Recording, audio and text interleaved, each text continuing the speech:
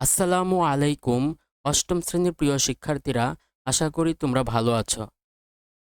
আগামী 10 জুলাই অনুষ্ঠিতব্য তোমাদের ইসলাম শিক্ষা ষান্মাসিক সামষ্টিক মূল্যায়ন অনুষ্ঠিত হবে। বিগত দুটি ষান্মাসিক সামষ্টিক মূল্যায়নের ধারাবাহিকতায় সেগুলো সেসব প্রশ্নের প্যাটার্নের আলোকে তোমাদের জন্য নিয়ে এসেছি ইসলাম শিক্ষা সাজেশন। প্রিয় শিক্ষার্থী, উক্ত সাজেশনটি ফলো করলে আশা করি তোমরা পরীক্ষায় অনেক ভালো করবে। চলো তাহলে দেখি কেমন করে সাজানো হয়েছে তোমাদের সাজেশনটি। প্রিয় শিক্ষার্থী, এখানে কাজ 1, এটি একটি একক কাজ। মনে করো তোমাদের বিদ্যালয়ের সাংস্কৃতিক অনুষ্ঠানে বক্তৃতা উপস্থাপনের প্রতিযোগিতা দেওয়া হলো। বক্তৃতার জন্য কয়েকটি বিষয় নির্ধারণ করে দেওয়া হলো। এখন নিচের বিষয়গুলো থেকে যে কোনো একটি বিষয়ে বক্তব্য উপস্থাপন করো। অর্থাৎ এখানে 5টি বিষয় বক্তৃতার জন্য নির্ধারণ করা হলো। তোমাকে যে কোনো একটি বিষয়ে বক্তৃতা উপস্থাপন করতে হবে। প্রিয় শিক্ষার্থী, এটি মূল প্রশ্নপত্র নয়, এ হলো একটি নমুনা প্রশ্নপত্র।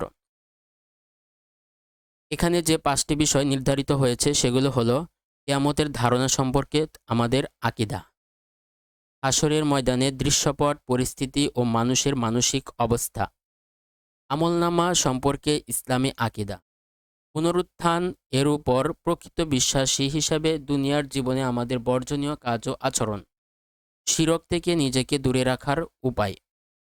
কাজ 2, এটি একটি একক কাজ। মহানবী সাল্লাল্লাহু আলাইহি সাল্লামের প্রতি মহব্বত সৃষ্টির উপায় বর্ণনা করো। নবী ও রাসূল প্রেরণের উদ্দেশ্য বর্ণনা করো। কাজ 3, এটিও একটি একক কাজ। এখানে একটি হাদিস উদ্ধৃত হয়েছে। প্রিয় শিক্ষার্থী, এই হাদিসটি নবুয়াত সম্পর্কিত একটি হাদিস, যেখানে বলা হয়েছে যে আমাদের হযরত মুহাম্মদ সাল্লাল্লাহু আলাইহি সাল্লাম তিনি কারো বায়োলজিক্যাল ফাদার নন, অর্থাৎ তিনি কারো জৈবিক পিতা নন।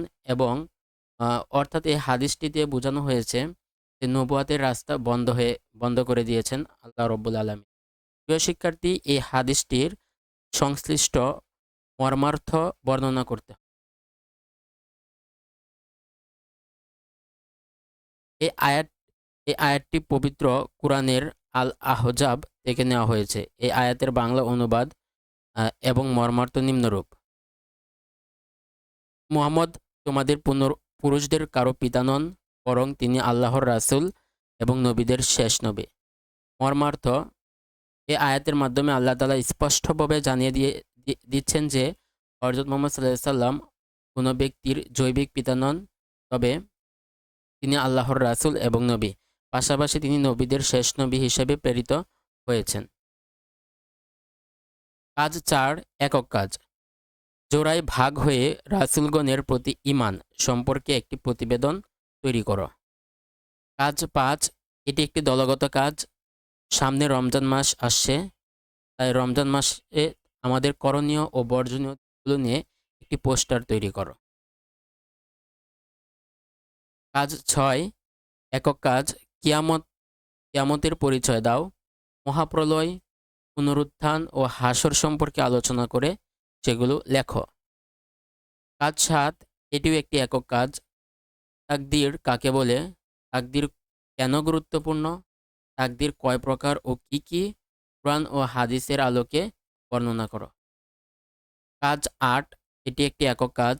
শিরক কাকে বলে, শিরক কয় প্রকার, শিরকের প্রকারভেদগুলো আলোচনা, কার সাথে শিরক করা গুনাহের কাজ তা নিয়ে তোমার মতামত দাও। কাজ 9, একক কাজ। ইবাদত কাকে বলে এবং ইবাদত কেন গুরুত্বপূর্ণ তা আলোচনা করে খাতায় লেখো। কাজ 10, এটি একটি দলগত কাজ। ইসলামের 5টি স্তর রয়েছে, যেমন ঈমান, নামাজ, রোজা, হজ ও যাকাত। এর কুরআন ও হাদিসের আলোকে আয়াতের অর্থ এবং এর আলোচ্য বিষয় বর্ণনা ও আলোচনা করে তা খাতায় লেখো।